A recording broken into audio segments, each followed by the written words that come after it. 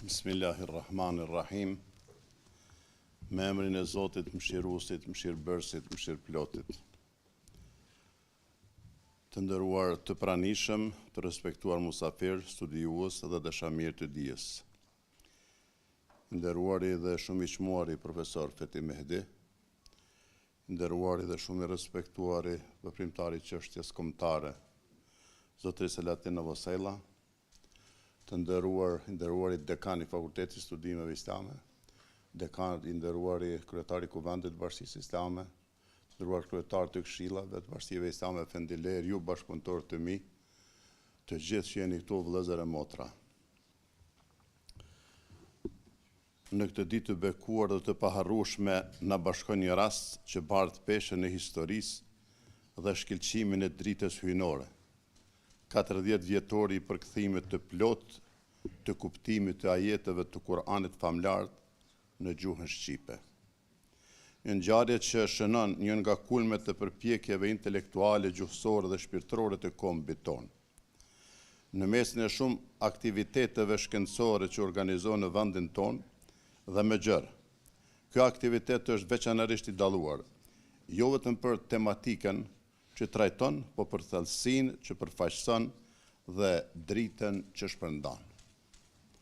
Kurani, fjala e Zotit, udhëzimi i përjetshëm, drita që nuk shuhet, por mbetet në përjetësi, burimi i pashtershëm i urtësisë, drejtësisë dhe paqes për mbar njerëzimin. Andaj të merresh me Kur'anin, qoftë në lexim, reflektim apo studim, është një akt i përkushtimit dhe nderimit, e të përkthesh kuptimin e Kur'anit artësi bëri me devotshmëri, përkushtim dhe guxim profesional, profesor Feti Mehdiu, është një kurorëzim i suksesit, por dhe një afrim më i madh te mëshira dhe shpërblimi i Zotit Xhaleshanuhu. Ky përkthim i kuptimit të Kur'anit i botuar për herë të parë në vitin 1985, nga Bashkia Islame e Kosovës nuk është vetëm një arritje fetare, gjuhësore apo akademike, por është edhe një dëshmi se si besimi, dija dhe përkushtimi mund të bashkohen për të bërë histori. Nga se përkthimi i kuptimit të Kuranit në gjuhën shqipe bëhet edhe më i afërt për zemrat dhe mendjet e shqiptarëve, duke hapur rrugë të reja për kuptim, adhurim dhe hulumtim të thellë. Në të vërtetë, përkthimi i kuptimit të ajeteve të Kuranit mund të quhet pasuri kombëtare, për disa arsye të thella, kulturore, shpirtërore dhe gjuhësore. Një kombë që ka të përkthyer kuptimin e Kuranit në gjuhën e tij, e njeh më mirë fenë dhe kulturën e vet. Ai e gjen veten pjesë të një bote shpirtërore të gjerë, pa humbur gjë nga identiteti i tij kombëtar. Përkthimi paraqet një urë mes kulturës islame dhe trashëgimisë kombëtare, duke treguar se besimi dhe identiteti kombëtar mund të bashkëjetojnë në harmoni. Andaj çdo përkthim i kuptimeve të ajeteve të Kur'anit kërkon dije të thellë në gjuhë, fe dhe kulturë dhe përbën një arritje të madhe shkencore kombëtare. Po ashtu është dëshmi se kombi ka dietar, gjuhëtar dhe studiues që janë të aftë ta bartin fjalën hyjnore në gjuhën e tyre me respekt dhe saktësi. Kurani nuk mund të përkthehet fjalë për fjalë, sepse bukuria dhe mrekullia e tij gjuhësore dhe përmbajtësore nuk mund të bartet plotësisht në një gjuhë tjetër. Zoti Xhaleshanu thot: sikur të ishte deti ngjyrë për të shkruar fjalët e Zotit tim, deti apo uji i tij do të shterrej para se të përfundojnë fjalët e Zotit tim. Sikur të sjellnim shtesë edhe një sjaj, është fjala deti. Përkthimi i kuptimeve të Kur'anit në gjuhë të huaja është një mjet i domosdoshëm për përhapjen e dritës së udhëzimit hyjnor në gjithë botën, por ai nuk e zavendëson gjuhën e zbritjes së Kur'anit dhe nuk konsiderohet vetë Kur'ani, pavarësisht gjuhën e përkthyer. Kurani është ura që lidh popujt me fjalën hyjnore dhe dritarja përmes së cilës miliarda njerëz mund të njohin Zotin, besimin dhe moralin islam.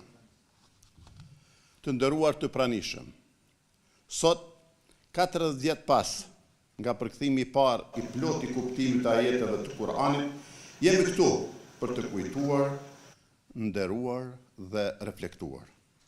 E nderojmë këtë vepër hyjnore, kujtojmë përpjekjet që qëndrojnë pasaj dhe ftojmë brezat e sotëm të ardhshëm të ecin më tej në këtë rrugë drite dhe dijeje. Andaj, sot na nderon thellësisht prania juaj, e të gjithëve, pa dallim, studiues të nderuar, kontribues të shquar në fushën e gjuhës, fesë dhe kulturës, ku ju me pranin tuaj jepni këtij aktiviteti solemn madhështinë që I takon. Le të jetë ky aktivitet jo vetëm për kujtim, por dhe shtyese për angazhim të ri, për studim më të thellë të fjalës së Zotit në gjuhën tonë të bukur shqipe, për të quar më tej mesazhin që nisi me lexo, dhe që nuk rresh të frymzuar I zemrat dhe mendjet e njerëzimit. Kur përqendrohemi në çfarë do aktiviteti që ka të bëjë me Kur'anin dhe dijet përreth tij, ndjejmë menjëherë një dimension të veçantë, një ndërthurje mes dijes dhe shpirtit, mes hulumtimit racional dhe reflektimit të devotshëm. Ky karakter unik ju shton këtyre tubimeve jo vetëm vlerë akademike, por edhe ngarkesë shpirtërore dhe pasion personal, duke e bërë pjesëmarrjen në to një nder dhe një përgjegjësi. Botimi I përkthimit të kuptimeve të Kur'anit në shqip këtu e 40 vjet më parë, pra në 1985, s'ka dyshim se përfaqëson një moment historik për kulturën islame shqiptare, një pikë these në qasjen tonë drejt tekstit hyjnor.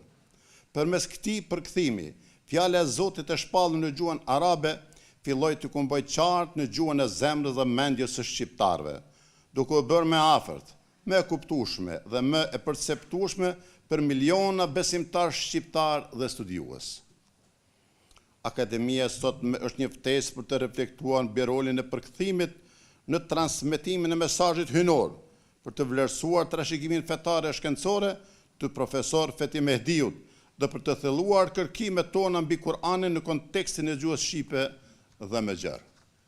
Të nderuar të pranishëm, kumtimja apo përhapja e fjalës së Zotit xhaleshanuhu është një urdhër që vjen nga Zoti I Madh. Zoti që vjen nga I Madhi Zot, kur ai urdhëroi Muhamedit a.s. të transmetoj apo ta bartë fjalën e zbritur te të gjithë njerëzit dhe popujt pa dallim, kur ai tha: O I dërguar, kumto atë që të shpallur nga Zoti yt, e nëse nuk e bën, atëherë nuk e ke përcjell mesazhin e tij.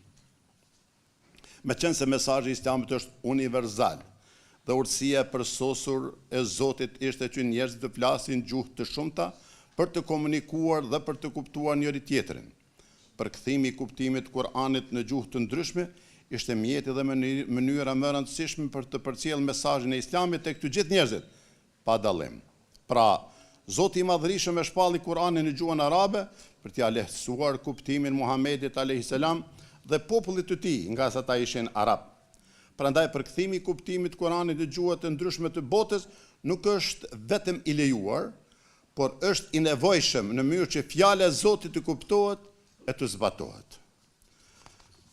Përkthyesi I kuptimeve të Kur'anit të shejt merr një shpërblim të madh nga Zoti, sepse ai po kryen një detyrë që kontribuon direkt në përcjelljen e mesazhit të Zotit në këtë botë. Shpërblim për përpjekjet e tij në sqarimin e kuptimeve të librit të Zotit për ata që nuk kuptojnë arabisht, duke kontribuar kështu në përhapjen e Islamit dhe duke lehtësuar kuptimin e tij për njerëzit. Në asnjë mënyrë të mendoj se e ka thënë fjalën e fundit në përkthim.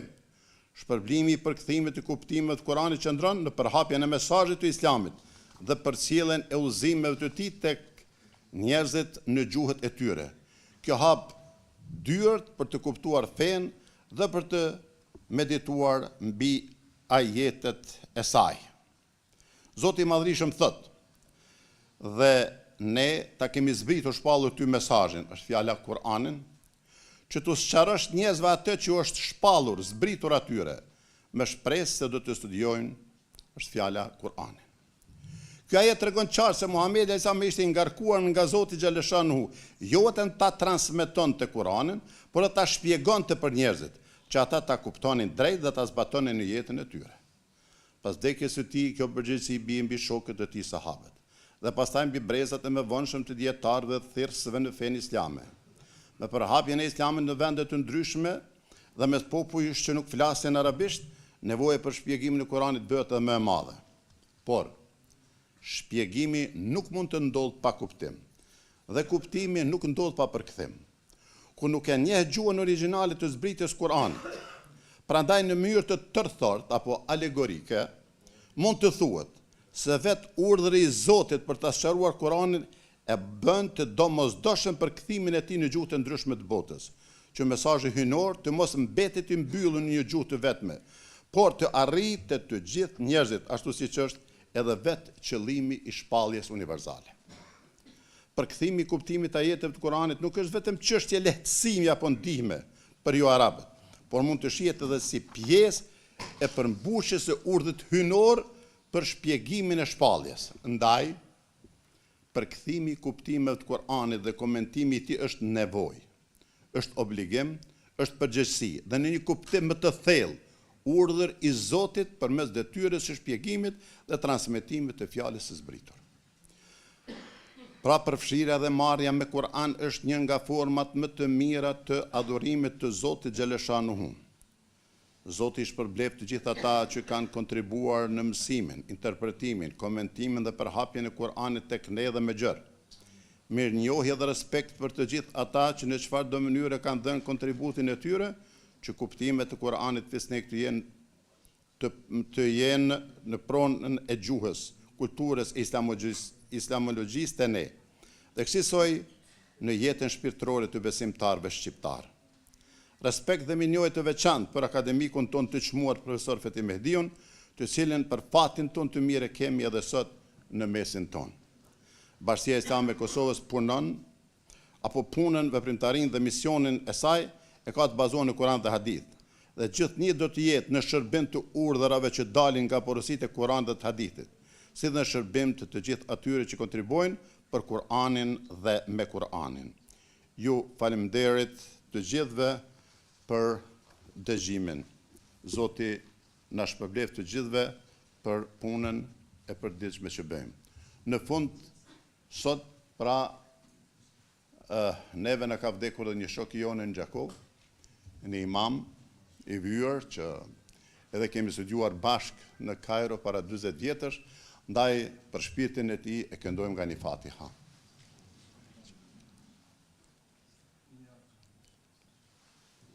Zoti pa shpërblyer, pra fjala për Jusuf Elezej.